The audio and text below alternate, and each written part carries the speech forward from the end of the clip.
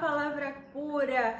Hoje vamos continuar a nossa leitura do livro de 1 Coríntios, primeira carta dos Coríntios, do apóstolo Paulo aos Coríntios, no capítulo 14, que terminamos, então a gente vai ler 15, não, a gente parou no 14, então vamos ler 14 inteiro, 15 e 16, que é o último capítulo, amém? Depois a gente para a segunda carta aos Coríntios. Que o Senhor te abençoe e te guarde, essa palavra entre nos nossos corações e que tenhamos uma ótima semana pela presença de Deus. Diz assim o 14, estávamos falando o anterior sobre que a caridade, os dons dos Espíritos e que uma delas, a principal, é a caridade. Vamos continuar.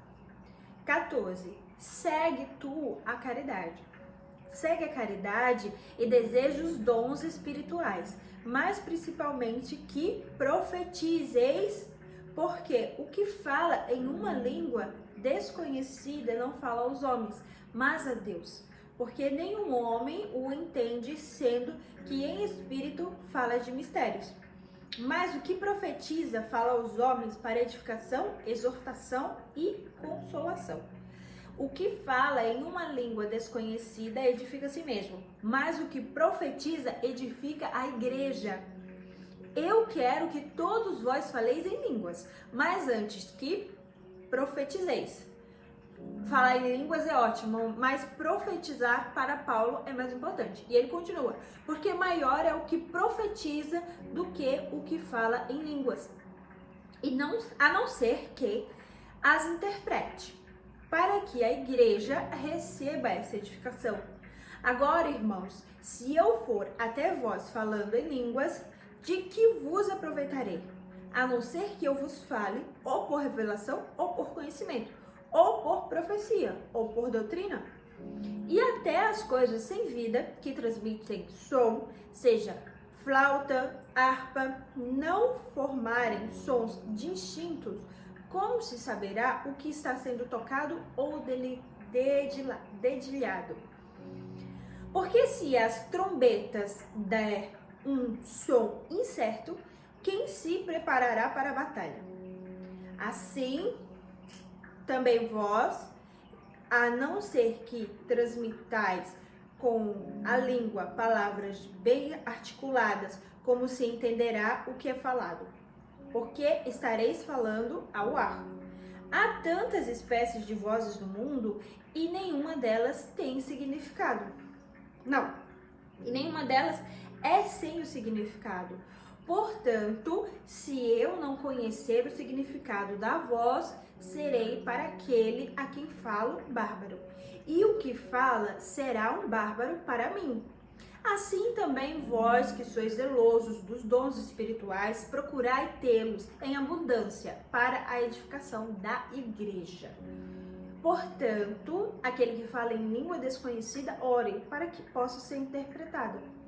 Porque se eu orar em línguas desconhecidas, o meu espírito ora, mas o que o meu entendimento é infrutífero. Que farei, pois? Eu orarei com o espírito e também orarei com o entendimento. Eu cantarei com o espírito e também cantarei com o entendimento. Do contrário, se tu abençoares com o espírito, como dirá amém o indouto sobre a tua ação de graças, já que não sabe o que dizes? Porque realmente tu dás bem as graças, mas o outro não é edificado. Eu agradeço ao Deus que falo mais línguas do que vós todos. Todavia, eu agradeço, meu Deus, que eu falo mais línguas do que vós todos. Paulo falava muitas línguas. Agora eu não sei se essas línguas são línguas do Espírito ou tipo idiomas, porque ele falava vários outros idiomas. Todavia, eu antes quero falar à igreja 5 palavras no meu entendimento, para que pela minha voz eu possa também ensinar os outros, do que 10.000 palavras em língua desconhecida. Irmãos, não sejais crianças no entendimento, na malícia. Sede crianças, mas no entendimento sede homem. Na malícia, sim, é para ser criança. mas no entendimento sejamos homens. Portanto, as línguas são um sinal não para os que creem, mas para os que não creem. Mas a profecia não serve para os que não creem, e sim para os que creem. A profecia serve para os que creem. Se todos, pois, da igreja se congregar num lugar e todos falarem em línguas e entrarem aqueles que não são iletrados ou os incrédulos, não dirão que estáis loucos? Sim. Mas se todos que profetizarem entrar, um que não crê ou um iletrado, por todos é convencido, por todos é julgado. E assim os segredos dos vossos corações ficarão manifestos, e assim, prostrando-se sobre a sua face, ele adorará a Deus, relatando que Deus está verdadeiramente entre vós. Como é então, irmãos, quando eu reunis cada um de vós, tem um salmo, tem uma doutrina, uma língua, uma revelação, e cada um tem uma interpretação. Que todas as coisas sejam feitas para edificação. Se algum homem falar em uma língua desconhecida, que sejam por 2 ou no máximo em 3, e a seu turno e que alguém interprete. Mas se não houver um intérprete, permaneça em silêncio na igreja e fale consigo mesmo e com Deus. E falem 2 ou 3 profetas e os outros julguem. Se alguma coisa for revelada ao outro que está sentado, o primeiro permaneça em silêncio, porque todos vós podeis profetizar um após o outro, para que todos aprendam e que todos sejam consolados. E os espíritos dos profetas estão sujeitos aos profetas, porque Deus não é o autor e a consumação. Ai, Deus, tem misericórdia, eu não tô enxergando. Peraí. Porque Deus não é o autor da É uma afirmação. Deus não é autor da confusão, mas da paz, como em todas as igrejas dos santos. Vossas mulheres estejam em silêncio nas igrejas, porque não lhes é permitido falar, mas estejam sujeitas à obediência, como também diz a lei. E se elas desejarem aprender alguma coisa, pergunte aos maridos em casa, porque é vergonhoso que as mulheres falem na igreja. Porventura, a palavra de Deus partiu de vós ou somente chegou até vós? Se algum homem pensa ser profeta ou espiritual, reconheça que as coisas que eu vos escrevo são mandamentos do Senhor. Mas se algum homem o ignora, é ignorado.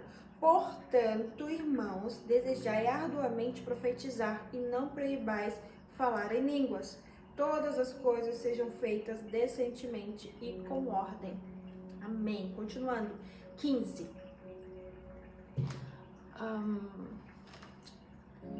Não consigo 15. Vou continuar no próximo vídeo. Continuo sim. Além disso, irmãos, eu vos declaro o evangelho que vos tenho pregado, o qual também recebestes e no qual também estáis firmes, pelo qual também sois salvos, se o guardardes na memória, o que eu vos preguei, se não crestes em vão. Porque eu vos entreguei primeiramente o que também recebi, que Cristo morreu por nossos pecados, de acordo com as Escrituras, e que foi sepultado, e que ele ressuscitou ao terceiro dia, de acordo com as Escrituras, e que ele foi visto por Cefas, e então pelos 12. Após isto, ele foi visto por cerca de 500 irmãos de uma vez, dos quais grande parte permanece até agora, mas alguns já dormem. Após isto, ele foi visto por Tiago, então por todos os apóstolos. E por último de todos, ele também foi visto por mim, como alguém nascido fora do tempo devido. Porque eu sou o menor dos apóstolos, que não sou adequado para ser chamado de apóstolo, porque eu persegui a igreja de Deus. Mas graças a Deus eu sou o que sou e a sua graça que me foi concebida não foi em vão. Mas eu trabalhei muito mais do que todos eles, todavia não eu, mas a graça de Deus que está comigo. Portanto, quer seja eu ou eles, assim nós pregamos e assim tem escrito. Ora, embora se pregue que Cristo ressuscitou dos mortos, como dizem alguns dentre vós, que não há ressurreição dos mortos. Como é que dizem se Cristo ressuscitou dos mortos? Sim. E se Cristo não ressuscitou, então é vã a nossa pregação, e também é vã a vossa fé. Sim, e somos achados por falsas testemunhas de Deus, pois testificamos de Deus que ressuscitou a Cristo, ao qual ele não ressuscitou só. É que os mortos não ressuscitam. Porque se os mortos não ressuscitam, então como Cristo ressuscitou? Paulo indagando as pessoas que estão incrédulas sobre a ressurreição. E se Cristo não ressuscitou, a vossa fé é vã e ainda estáis em pecado. E também os que dormiram em Cristo permaneçam. Se apenas nesta vida temos esperança em Cristo, somos os mais miseráveis de todos os homens. Mas agora, Cristo ressuscitou dos mortos, tornando-se primícias dos que dormem. Pois, desde que a morte veio por um homem, também por um homem veio a ressurreição dos mortos. Porque assim como Adão, todos morrem. Igualmente também em Cristo todos serão vivificados, mas cada homem com sua própria ordem, Cristo as primícias, depois os que são de Cristo na sua vinda. Então virá o fim, quando ele tiver entregue o reino de Deus ao Pai e quando ele tiver derrubado todo o governo e toda a autoridade e poder. Porque ele deverá reinar até que tenha colocado todos os inimigos debaixo dos seus pés. O último inimigo que será destruído é a morte, porque ele colocou todas as coisas debaixo dos seus pés. Mas quando ele diz que todas as coisas lhe são sujeitas, está claro que exclui-se aquele que colocou todas as coisas sobre ele. E quando todas as coisas lhe estiverem sujeitas, então o mesmo Filho também se sujeitará àquele que de todas as coisas se sujeitou, para que Deus possa ser tudo em todos. Do contrário, o que farão os que são batizados pelos mortos e os mortos de todos que não são ressuscitados? O que eles farão? Por quê? Então, eles se batizam pelos mortos. E por que então estamos nós em perigo a toda hora? Pela glória que tenho de vós em Cristo Jesus, Senhor nosso, cada dia morro. Se da maneira do homem eu lutei contra animais em Éfeso, que vantagem tenho se os mortos não são ressuscitados? Comamos e bebamos, pois amanhã morreremos. Não se deixe enganar. As comunicações malignas corrompem as boas maneiras. Esse aqui é muito famoso também. Não se deixe enganar. Em algumas versões os maus costumes corrompem as boas maneiras, né? Ele fala aqui. As comunicações malignas corrompem as boas maneiras. Despertai para a justiça e não pequeis, porque alguns não têm conhecimento de Deus. Eu falo isso para a vossa vergonha. Mas alguns homens dirão: como são ressuscitados os mortos e com que corpo eles virão? Tolo, o que tu semeias não é despertado, senão morrer. E quando tu semeias, não semeias o corpo que será, mas o grão desnudo pode ser de trigo ou de um outro grão.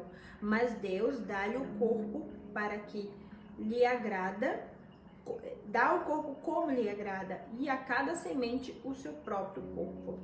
Amém. Amanhã continuaremos no próximo vídeo, daqui do versículo 39 até o final do capítulo 16.